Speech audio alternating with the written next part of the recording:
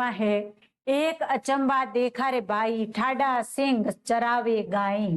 पहले पूत पीछे भई माई, चेला के गुरु लागे पाई। जल मछली तरवर ब्याई, बकरी बिलाई मुर्गे खाई। यह है क्या? यह है उलटबासी।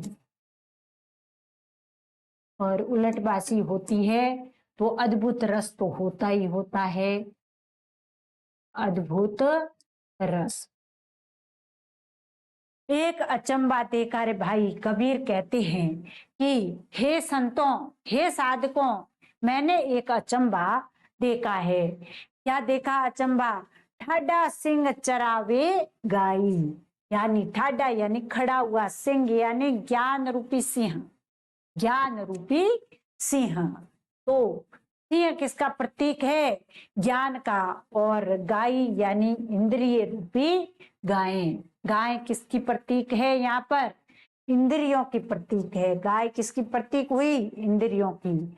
और पूत यानी पहले पूत पीछे भई माई, यानी पूत यानी चैतन्य रूपी पुत्र, चैतन्य रूपी पुत्र। माई यानी भक्ति रूपी माता, या कहीं कहीं लिखा हुआ है माया रूपी माता, भक्ति या माया रूपी माता। चेला यानी जीवात्मा रूपी चेला। गुरु यानी तत्वमसि आदि ज्ञान के वाक्य गुरु के समान होते हैं। तत्वमसि आदि जो ज्ञान के वाक्य है वो किसके समान होते हैं? गुरु के समान। तत्वमसि आदि वाक्यों से जीवात्मा का प्रतिपादन गुरु द्वारा शिष्य का चरण स्पर्श माना गया है। यानी तत्वमसि आदि जो वाक्य है उनके द्वारा जीवात्मा के बारे में कुछ न कुछ बताना, उसको क्या कहा है कबीर ने? कि गुरु है वो चेले के चरण स्पर्श कर रहा है।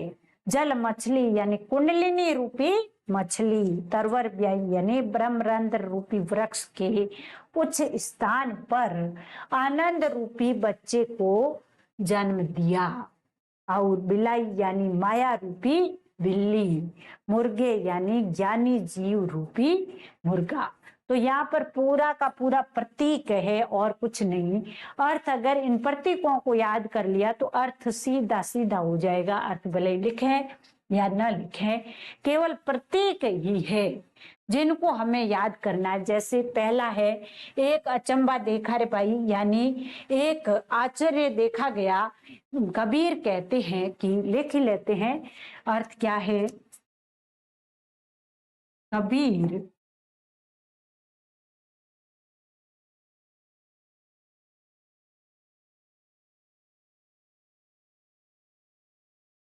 कहते हैं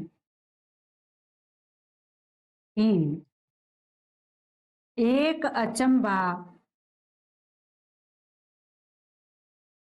देखा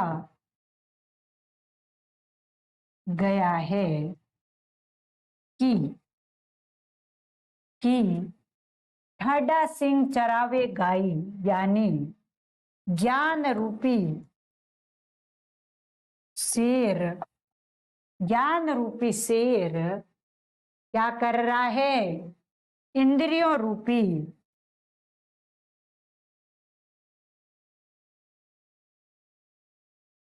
गायों को चरा रहा है। क्या कर रहा है? इंद्रियों रूपी गायों को चरा रहा है। पहले पूत पीछे भई माई, यानी पहले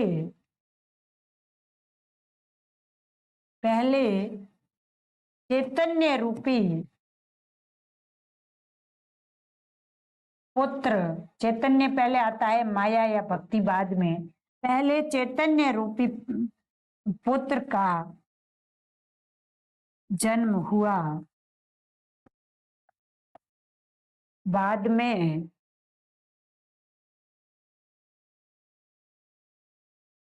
माया रूपी माता का। यानी चैतन्य पहले आता है और माया बाद में आती है। आगे क्या है? चेला के गुरु लागे पाई, यानी तत्वमसि आदि ज्ञान वाक्य रूपी गुरु जीवात्मा रूपी शिष्य के पांव लग रही है, अर्थात तो मसीह आदि ज्ञान से जीवात्मा को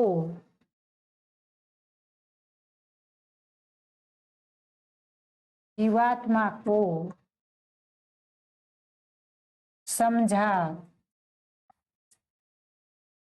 जा सकता है, जीवात्मा को समझा जा सकता है। आगे क्या है? जल मछली तरवर ब्याई, पकड़ी बिलाई मुर्गे खाई। जल मछली तरवर ब्याई यानी क्या है? कुंडलिनी रूपी मछली है, वह ब्रह्मरंध्र रूपी वृक्ष के उच्च स्थान पर जाकर उच्च स्थान पर आनंद रूपी बच्चे को जन्म देती है। तो क्या है? कुंडलिनी रूपी मछली ब्रह्मरंध्र रूपी ऊंचे पेड़ पर जाकर आनंद रूपी शिशु को आनंद रूपी शिशु को जन्म देती है। अर्थ क्या हुआ कि जब कुंडलिनी जागरण द्वारा जीवात्मा का ध्यान ब्रह्मरंध्र में लग जाता है, तब चारों ओर क्या हो जाता है? अनहद नाद बजने लगता है, अर्थात आनंद ही आनंद फैल जाता है। तो कबीर क्या कहते हैं? पकड़ी बिलाई मुर्गे खाई, यानी माया रूपी बिल्ली को ज्ञानी जीव रूपी मुर्गा खा रहा है। माया रूपी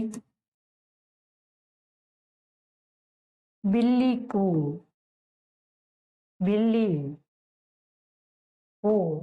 माया रूपी बिल्ली को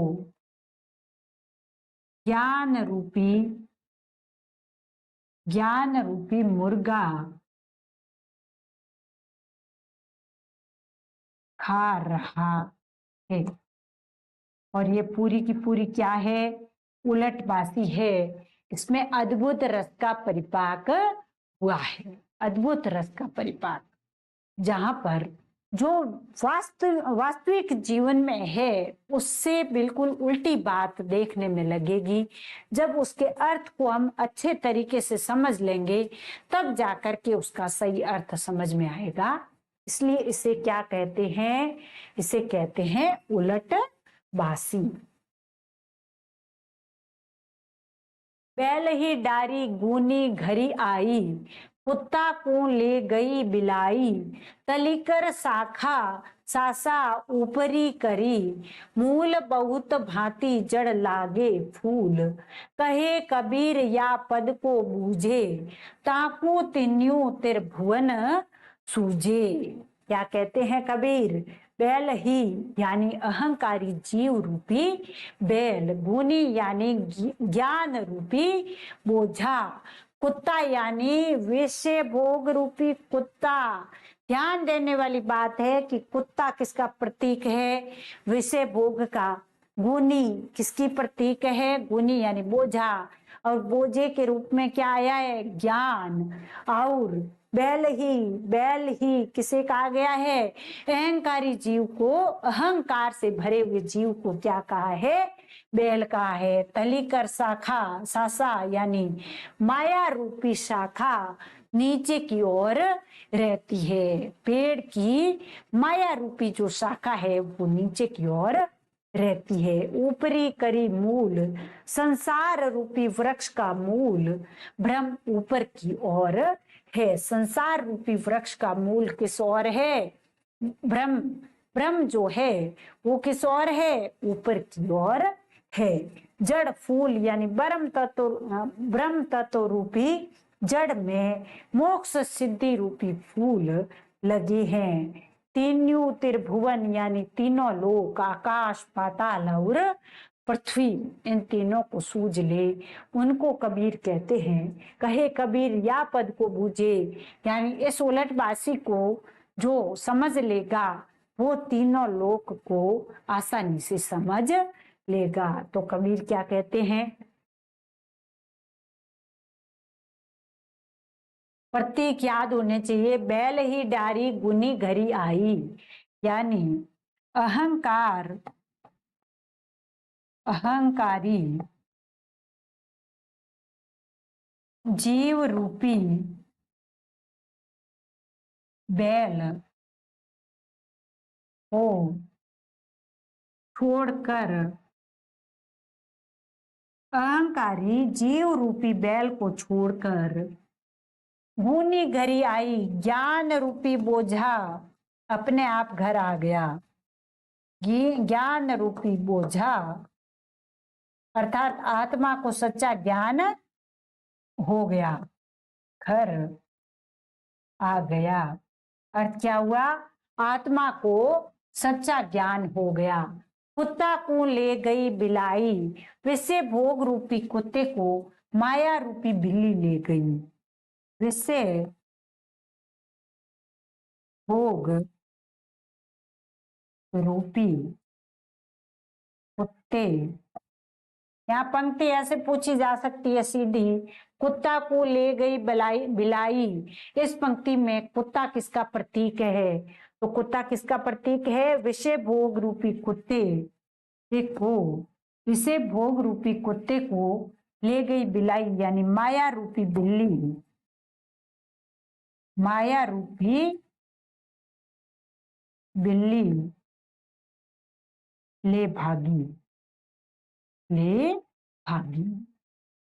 तलीकर शाखा ऊपरी करी, तलीकर शाखा यानी माया रूपी शाखा, तलीकर शाखा ऊपरी करी मूल बहुत भांति जड़ लागे फूल। ऊपरी करी मूल यानी संसार रूपी वृक्ष का मूल ब्रह्म ऊपर की ओर है। तो संसार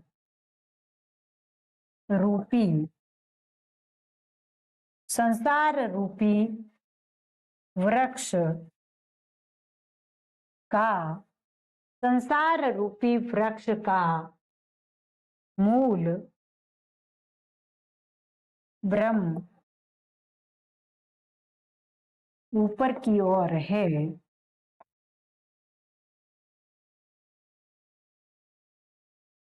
और क्या है?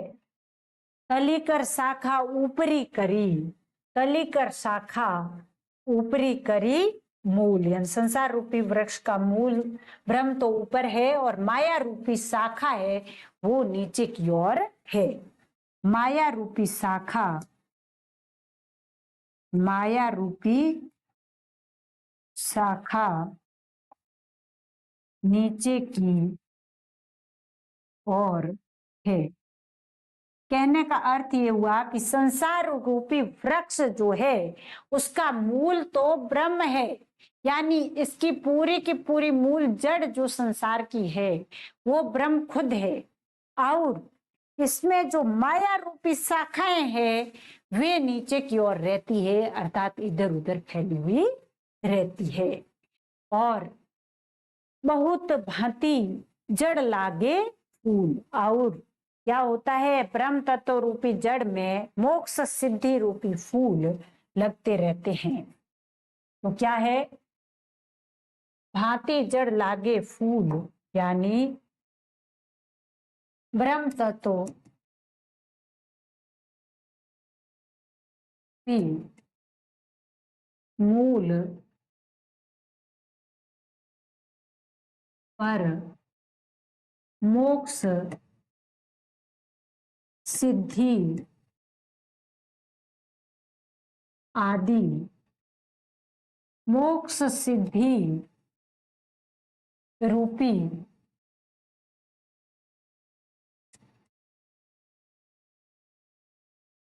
लगे ब्रह्म तत्व रूपी मूल पर मोक्ष सिद्धि रूपी फूल लगे हुए हैं, हुए हैं। मोक्ष सिद्धि रूपी फूल लगे हुए हैं। और कहे कबीर या पद को बूझे, ताकू तिन्यू त्रिभुवन पूजे। कबीर कहते हैं,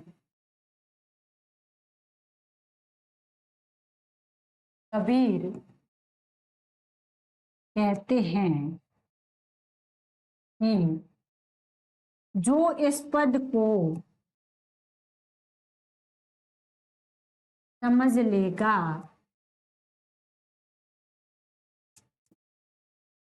से तीनों लोकों का ज्ञान हो जाएगा, तीनों लोकों का ज्ञान हो जाएगा, तीनों लोकों का ज्ञान है वो हो जाएगा।